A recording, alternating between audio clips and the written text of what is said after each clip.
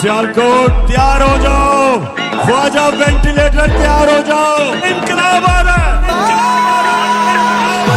इनकलाब आ रहा है। रब दिया रखा तू जित जाना है, तेरे पुत्र नाल ने मां तुझे सलाम, तेरे नाल दिया ने तेरे नाल भैणा ने तू जित जाना है मां तुझे सलाम। कान ठोक के सुन लो ख्वाजा से, मैंने सियासत जरूर छोड़ी है, मैं अपनी माँ का साथ नहीं छोड़ूंगा, मैं अपनी माँ के साथ खड़ा हूँ।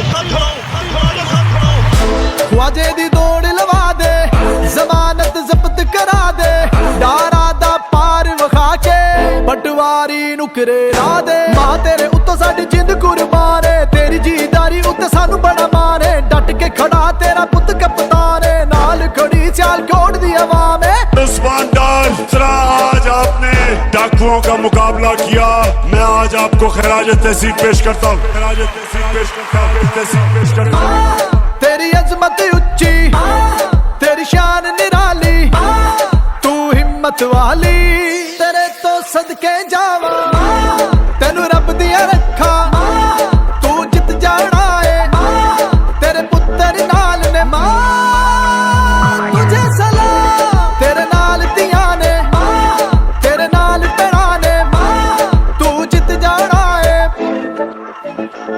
तेरे कदमां दे विच जन्नत, तेरे कदमां दे विच जन्नत, तेरी खिदमत साडी अज़मत, तेरी खिदमत साडी अज़मत, तेरे कदमां दे विच जन्नत, तेरी खिदमत साडी अज़मत, तेरे जितन दे लई अम्मा मन लई असा मन्नत।